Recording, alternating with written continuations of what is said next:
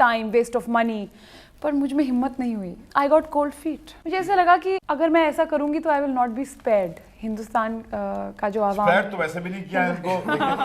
अब मैं इनसे बार बार कहता हूँ कि बोलते हैं ना कि कहते हैं भीगा हुआ आदमी बरसात से नहीं डरता. अब जब भीग गई हो तो अब क्या फर्क पड़ता, थोड़ी और बरसात से. तो स्टीमी सीन्स करते वक्त आपको डर नहीं लगा? Kissing scenes, steamy scenes, because I am very happy. हाथ में लाइए, बहुत कमाल का सवाल पूछा आपने इनसे. बताइए मलिका, ये तो आपको बोलना ही पड़ेगा. I was acting like a true professional. ये सीन था, I didn't give it, choose not to give it much importance. जैसे और भी सीन्स थे फिल्म में, वैसे ये भी एक सीन था. And how do you portray passion on screen? So I did not have a problem kissing the hero or becoming intimate with him at all. उन सीन्स के दौरान were you feeling?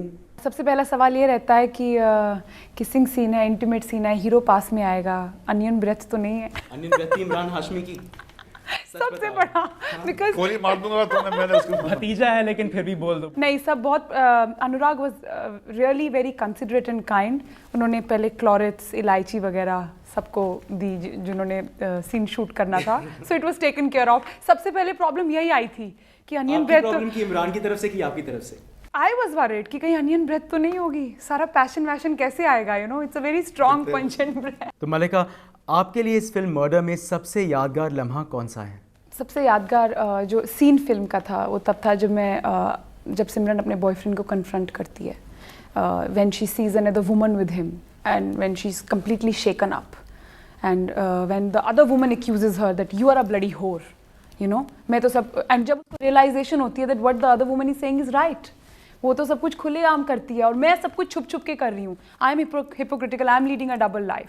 That was the most important scene in the entire film, which really touched me and which I really remember till date. इतने महीनों बाद में वो scene याद आ रहा है तो कहीं उसको अपना कुछ उसमें नज़र आता है, जो उसकी पर्सनैलिटी का एक डायमेंशन है, जिसकी वजह से हम इसके करीब आज भी बैठे हैं. नहीं तो हम ऐसे जो हैं सेक्स बॉम्ब्स के बाजू में बैठते नहीं.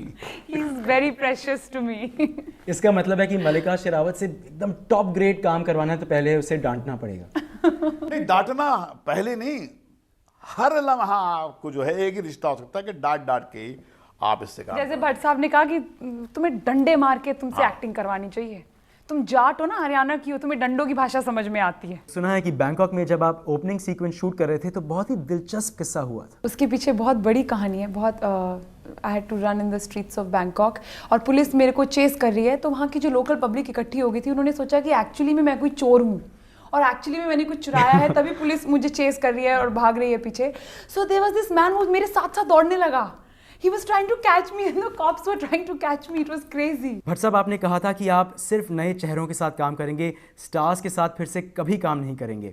लेकिन आपकी मलिका शेरावत तो स्टार बन गई है मर्डर की वजह से. नहीं, हमारी कुछ ऐसा कुछ स्टार्स से हमारा परहेज नहीं, मगर क्या स्टार्स की अपनी एक फ्रीक्वेंसी होती है जिस पे वो ऑपरेट करते हैं. मगर मेरा रिश्ता इस महिला के साथ में फिल्मों पे आधारित है नहीं. और मुझे इस बात की बहुत खुशी है कि आज वो चीन जैसे मुल्क में जाके इसने जैकी चैन के साथ काम किया. कहीं पर आसमान में जब उड़ेगी तो कहीं पर ज़मीन के बारे में सोचेगी तो हमारा और मर्डर का जिक्र तो होगा इसके. चलो इसके पहले मैं तो बड़ी खुश हूँ आज. I am very happy today. इतनी तारीफ हो रही है आज. तो ये थे भट्ट साहब और मलिका.